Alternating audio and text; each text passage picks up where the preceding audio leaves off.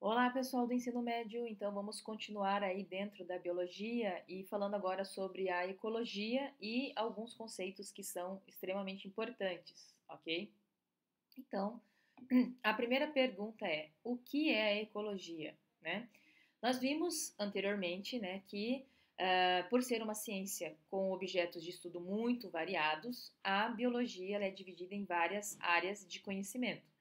E no caso, a ecologia, então, ela é uma dessas áreas que a biologia estuda. Alguns conceitos básicos são necessários, então, para ampliar aí a compreensão do tema ecologia. Então, nós temos aí, ó, tá? Que a palavra ecologia, ela deriva de duas palavras gregas, oikos, que significa casa, né? E logos, que significa estudo. Então, seria o estudo da casa, né? Os seres vivos estão então distribuídos por quase toda a Terra, havendo hoje poucos lugares onde não são encontrados, né? Então, conhecer quantas espécies existem, tá? Em um ambiente e como elas estão distribuídas e as relações que apresentam entre si, e além de ser entre si e também com o ambiente, são os objetos de estudo então da ecologia. Então eu posso dizer que a ecologia é uma ciência jovem que nasceu aí no século XIX, na sua segunda metade do século XIX, mas que contribui, né, para a melhoria das condições de vida e a preservação de todas as espécies no planeta. Então, isso é importante, tá? E aí nós temos lá fatores abióticos e fatores bióticos. Nós vamos entrar agora, então, em alguns conceitos importantes. O primeiro, então, diz respeito a isso. O estudo, né? Então, os estudos em biologia buscam compreender todos os fatores, né, que exercem influência sobre os seres vivos. Esses fatores, então, podem ser classificados de dois grupos: os fatores abióticos e os fatores bióticos. Como fatores abióticos, né, nós vamos ter aqueles que fazem parte, né, do meio físico.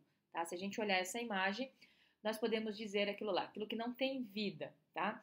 Por exemplo, temperatura, salinidade, pressão, luminosidade, pH, a disponibilidade de água, tá, líquida, e de nutrientes minerais fazem parte, então, dos fatores abióticos, aquilo que não tem vida. Já os fatores bióticos, tá? Nós vamos ter, então, são representados ali pelos seres vivos.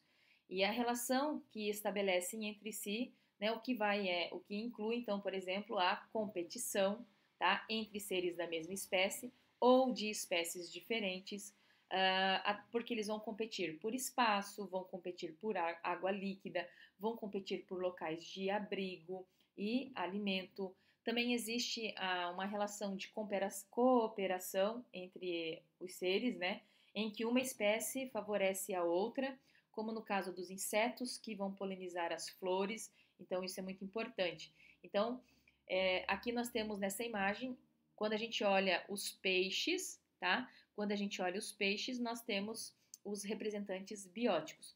Quando a gente olha o contexto sem ter vida, nós estamos olhando aqui o conceito de abióticos, né? Segundo conceito importante é o habitat.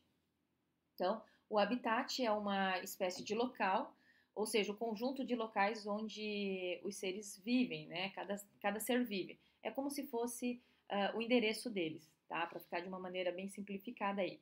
Nele devem estar presentes, então, todos os fatores importantes para a sua sobrevivência e para a sua reprodução, para que ele possa continuar a sua espécie. Então, eu tenho que ter uma temperatura adequada, uma luminosidade adequada, uma salinidade bacana, a presença de gases atmosféricos e a questão de um pH, um pH ideal, né? Na imagem aqui, ó, nós temos um puma concolor, né? Que é o que a gente chama de onça parda aqui na nossa região, né? Do Pantanal, tá? Nós temos aqui então que, ó, é um mamífero terrestre com a maior distribuição geográfica das Américas, ocorrendo desde o Canadá, ou seja, então olha lá, ele vem até a região aqui sul do Chile e Argentina, né? Então, por toda essa extensão, ele vive em locais com climas diferentes, como florestas temperadas, florestas quentes e úmidas, até mesmo áreas de deserto. Então, a gente vai encontrar onças pardas, ou o nome científico, né, Puma concolor, numa grande extensão aqui do continente americano, certo? Outro exemplo, né, o habitat de uma espécie de, por exemplo, de uma perereca, pode ser uma floresta, né, uma floresta úmida e quente, com chuvas regulares o ano todo. Então, eu não preciso ter uma grande extensão, eu posso ter uma extensão menor. Neste ambiente, então, no caso da perereca, existem, então, entre as folhas das bromélias, por exemplo, que ficam apoiadas em alguns galhos, né, das árvores, elas se aproveitam deste acúmulo de água da chuva que fica ali parado. Então, é um ambiente ideal para elas. Nas árvores também vivem insetos, né, que lhes servem de alimento. Então, elas estão ali, um ambiente adequado para viver, tem comida, né? Enquanto o ambiente, né, o habitat, se refere ao local onde vive uma espécie, né? O biótipo é o local onde vive uma comunidade. Então, habitat é quando a gente fala de uma espécie.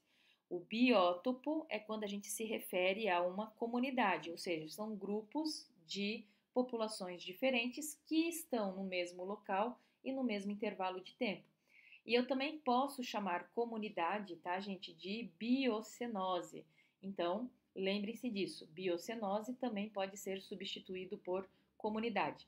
Então, habitat, para a gente fechar esse slide. Habitat é quando eu falo do local de uma espécie. Quando eu falo do local de uma comunidade, que é um grupo de, de populações, eu estou falando de biótopo. Tudo bem? Vamos lá, então. Mais um exemplo aqui, ó, de habitats. Olha lá, as samambaias, por exemplo, ocupam habitats como habitats úmidos, como as florestas tropicais. Já nessa imagem nós temos os cágados que estão então presentes aí, né, que estão presentes em ambientes, em habitats quentes e secos, como a região da Caatinga, né?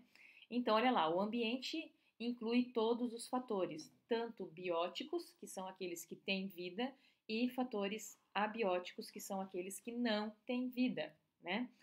Dando continuidade, nós temos nicho ecológico, mais um conceito importante, tá? Cada espécie ocupa um nicho ecológico em seu ambiente, ou seja, ela tem uma função. Se o habitat eu posso relacionar com o endereço, o nicho ecológico eu posso falar como a função que aquela espécie desempenha no ambiente. Esse nicho envolve todas as atividades de determinada espécie, por isso se diz que representa o papel que a espécie exerce no ambiente. Nele também estão incluídos todos os fatores necessários para a sua sobrevivência e para a sua reprodução, tá? E aí, olha lá, o nicho ecológico, então, ele é, portanto, né, um conceito muito amplo que envolve, olha lá, ó, as atividades que a espécie desempenha para sobreviver e se reproduzir, como mergulhar para capturar peixes, no caso de animais que se alimentam de seres aquáticos, subir em árvores para comer frutos, né?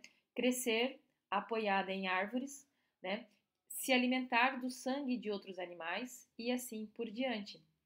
Então, além disso, né, o nicho, né, ele abrange os fatores ambientais para os quais as espécies, né, estão adaptadas, como a faixa de temperatura, a quantidade de água líquida para sua sobrevivência, os locais para a construção de ninhos, os nutrientes minerais que estão disponíveis para o seu desenvolvimento, a questão da luminosidade, tá, para a realização de fotossíntese e o local de abrigo. Então, tudo isso se refere aos fatores abióticos e que as espécies precisam para sobreviver, né?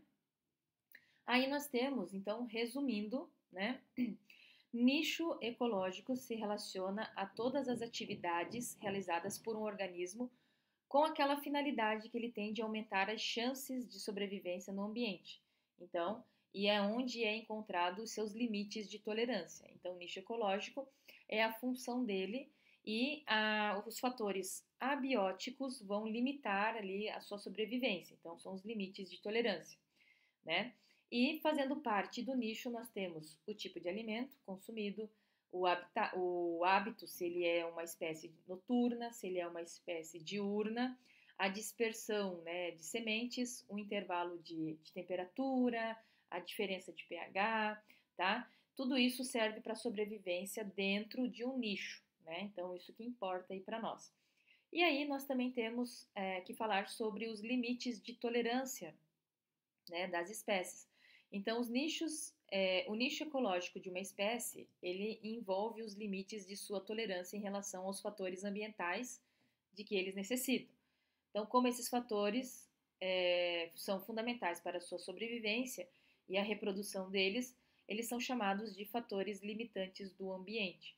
Então, olha lá, esses limites de tolerância se referem aos valores máximos, ou seja, aquilo que ele aguenta no máximo, e os valores mínimos, né, dos fatores ambientais. Então, ele tem uma faixa que a espécie suporta, como é o caso de determinada espécie de peixes que vivem em lagos tropicais, com temperaturas entre 15 e 30 graus, né, ou seja, temperatura mínima, temperatura máxima, e o pH entre 4 e 5, ou seja, é um pH relativamente ácido, né? Então, isso é muito importante. Então, isso ajuda a dar limites de tolerância aí nessas espécies, tá bom? Então, falamos de limites de tolerância e agora nós vamos entender um pouco mais sobre este assunto. Olha lá. Nós temos o princípio da exclusão competitiva, também conhecida como lei de Gauss, né?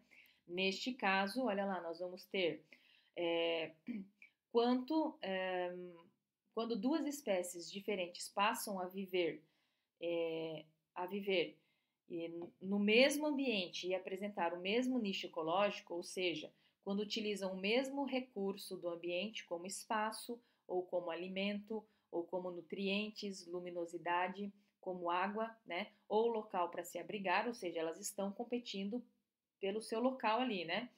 Uh, ou seja, elas entram em uma competição, e aí é uma competição acirrada entre elas, que pode, né, levar à extinção de alguma delas, tá?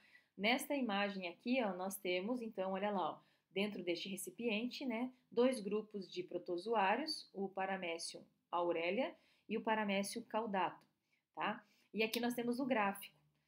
Nós temos aqui, ó, densidade populacional nessa linha, e aqui nós temos o tempo. Então, eles começam com a mesma quantidade, mas devido à competição, né, nós vamos ver aqui, ó, que o Paramécio aurelia, ele tende a crescer, crescer, crescer e vai se estabilizar. E durante o seu início de crescimento, ele vai competir com o Paramécio caudatum, que perde na competição, então ele vai declinar, ou seja, vai diminuir a densidade populacional e ele pode então ficar extinto. Então foi isso que aconteceu dentro de um laboratório quando o Gauss fez esse experimento. Colocou dentro deste tubo, né, dois grupos de protozoários. Dois grupos então aqui de protozoários do gênero então ali Paramécio, tá? E aí dentro deste tubo a competição entre eles era sobre a comida. Havia aveia e fungos, né? Então eles competiram ali na questão de comida. Como as duas espécies de paramécio se alimentam da mesma levedura, né? Houve então uma intensa competição, aonde quem sai vencendo é o Paramécio aurelia e quem perde é o Paramécio caudato. Agora, em situações naturais, isso aqui a gente está falando de laboratório. No meio ambiente, a extinção pode ocorrer, mas há outras possibilidades para a espécie em desvantagem competitiva. Então, no laboratório, a gente sabe que existe uma extinção porque só existia o recurso do alimento. Na natureza, a gente tem outros recursos que a espécie que está perdendo, ela pode, então, pode fazer. Por exemplo, ela pode migrar para outros ambientes ou até mesmo modificar seu nicho ecológico, passando a explorar outros recursos ambientais, né? Pessoal, o que eu queria falar com vocês neste momento era isto, e eu aguardo vocês então numa próxima oportunidade. Tchau, tchau!